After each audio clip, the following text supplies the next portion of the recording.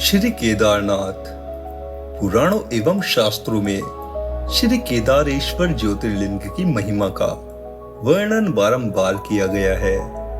यह ज्योतिर्लिंग पर्वतराज हिमालय की केदार नामक चोटी पर अवस्थित है। यहाँ की प्राकृतिक शोभा देखते ही बनती है। इस चोटी के पश्चिम भाग में पुण्यमती मंदाकिनी नदी के तट पर स्थित केदारेश्वर महादेव का मंदिर अपने स्वरूप से ही अपने धर्म और आध्यात्म की ओर बढ़ाने का संदेश देता है। चोटी के पूर्व में अलकनंदा के सुरमय तट पर बद्रीनाथ का परम प्रसिद्ध मंदिर है। अलकनंदा और मंदाकिनी ये दोनों नदियां नीचे रुद्रप्रयाग में आकर मिल जाती है। दोनों नदियों की यह संयुक्त धारा और नीचे देवप्रयाग में आकर भागीरथी गंगा से मिल जाती है।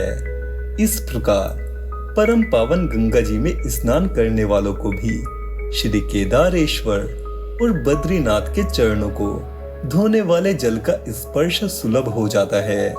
इस अतीव पवित्र पुण्य फलदायी ज्योतिर्लिंग की स्थापना के विषय में पुराणों में यह कथा दी गई है।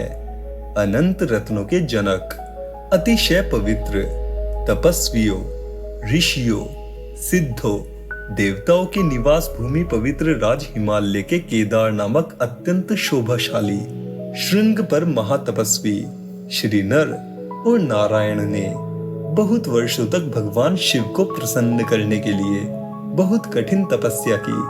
कई हजार वर्षों तक वे निराहार रहकर एक पैर पर खड़े होकर शिव नाम का जप करते रहे।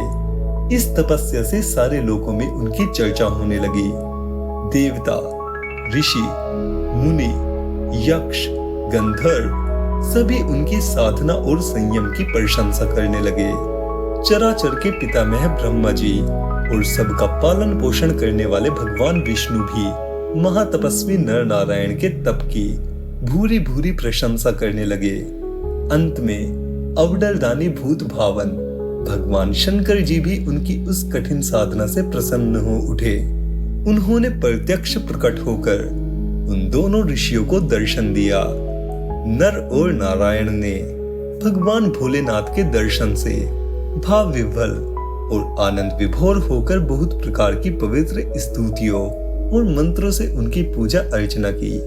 भगवान शिव ने अत्यंत प्रसन्न होकर उनसे वर मांगने को कहा।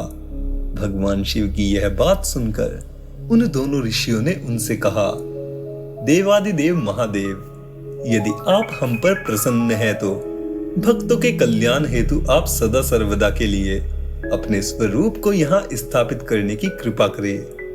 आपके यहाँ निवास करने से यह स्थान सभी प्रकार से अत्यंत पवित्र हो उठेगा।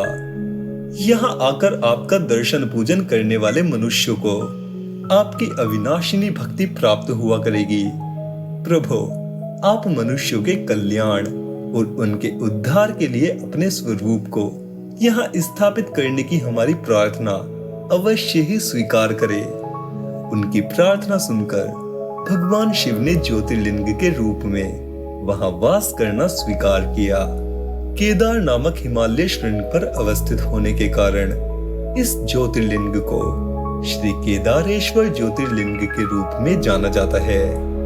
भगवान शिव से वर मांगते हुए नर और नारायण ने इस ज्योतिर्लिंग और इस पवित्र स्थान के विषय में जो कुछ कहा है वह अक्षरश सत्य है। इस ज्योतिर्लिंग के दर्शन, पूजन तथा यहाँ स्नान करने से भक्तों को लौकिक फलों की प्राप्ति होने के साथ साथ अचल शिव भक्ति तथा मोक्ष की प्राप्ति भी हो जाती है। बोलिए श्री केदारनाथ की जय।